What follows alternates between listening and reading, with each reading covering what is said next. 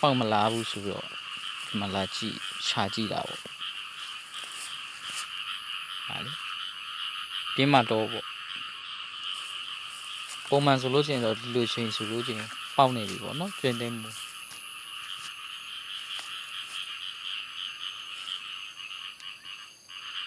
အခုတော့မပေါက်သေးပါဘူးကဲဒီမှာ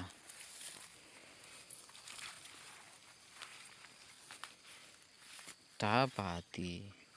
စားလို့တော့ရတယ်နာမည်တော့ခေါ်မတတ်ပါဘူးတော်တော်ချိုးပါတယ်အရသာကောင်းတယ်ဒီမှာကြည့်ဒီမှာလေနော်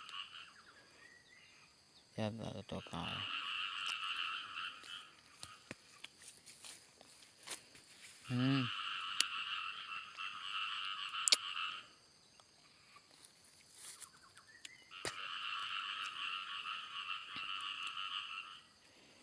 အရသာတော်တော်ချိုးတာပဲဒီမှာနော်ဒါကျွန်တော်တို့ငငယ်တော့ဟိုလီမင်ကွဲတွေမှာပေါ့နော်တုံးနှင်းတွေမှာ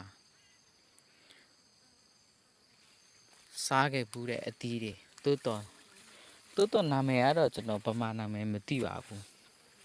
ဟိုရှမ်းလိုပဲခေါ်တတ်တယ်အဲ့ဒီမှာနော်ထိုင်းလိုပဲခေါ်တတ်တယ်ဗမာလိုတော့မခေါ်တတ်ပါဘူးအရသာတော့တော်ကားပါတယ်ချိုးပါတယ်ကဲဒီမှာတွေ့ရမလားဒီမှာအသီးလေးဒီအသီးလေး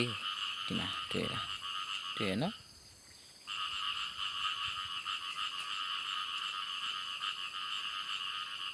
ဒီမှာ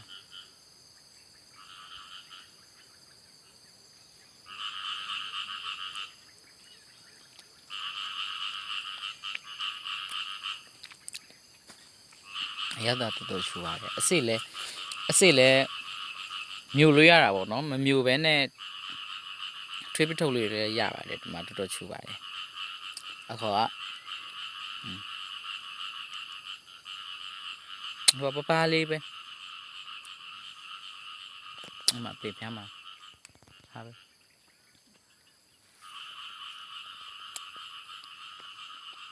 အဲ့ဒါကိုဗမာလိုဘယ်လိုခေါ်လဲလို့သိတဲ့လူတွေကဟိုတစ်ချက်လောက်ပြောပေးပါဦးပေါ့နော်ကလေးလေးတော်တော်ကြိုက်ပါတယ်စားလို့ကောင်းပါသားချိုးရနော်ပေါ့နော်မူမရဘူးဆိုလို့ချင်းတော့လေဒီမှာဒီအသီးကိုပဲကောက်ပြီးတော့အိမ်ပြန်มาဘူးလို့ဒီမှာအဲ့စားလို့တော်ကောင်းပါတယ်ဥပတ်တော့မဖြစ်ပါဘူးပေါ့တော်တော်ချိုးပါတယ်သူရဲ့အခေါ်ကပပလေးပဲရှိတယ်မုံမရဘူးဆိုလို့ချင်းဒါပဲကောက်ပြီးတော့ပြန်မှာ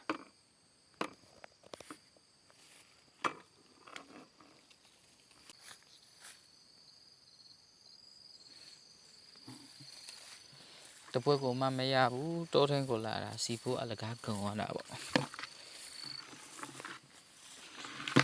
တော့မပေါက်သေးလို့တကယ်ပေါက်တယ်ဆိုလို့ချင်းပုံမှန်ဆိုလို့ချင်းဒီနားမှာဆိုဟိုကောက်လို့တာမကုံဘူးယူလို့တာမကုံဘူးချစ်စရာလေးတွေ့လားနော်ချစ်စရာလေးအနက်လေးကမွေးတယ်အနက်ကမွေးတယ်တုံပန်းလေးသူ့တဘောကလေအောင်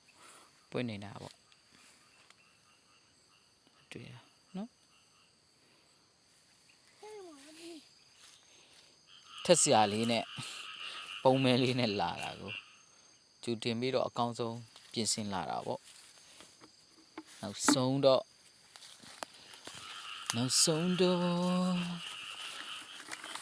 မင်းနဲ့မချစ်တတ်ပြီပေါ့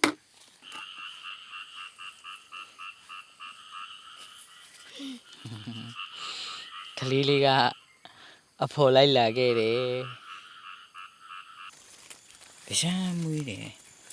အနက်အေးလေးနဲ့ဒီမှာတောထဲမှာသူကအလေးချပေါက်နေတာကို အလေးချပါပဲဘာအပင်ကဘယ်လိုဖြစ်နေတာလဲ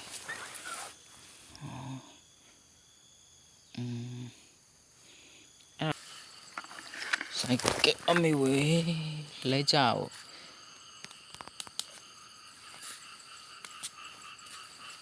ကဲဘာမှမရတော့ဘူးဆိုလို့ရှိရင်လည်းဒီတစ်ခေါက်ဒီမှာ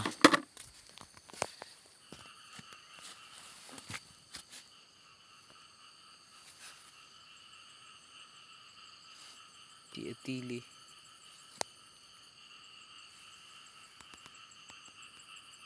ဘာမှမရတော့ဘူးဆိုလို့ချင်းတော့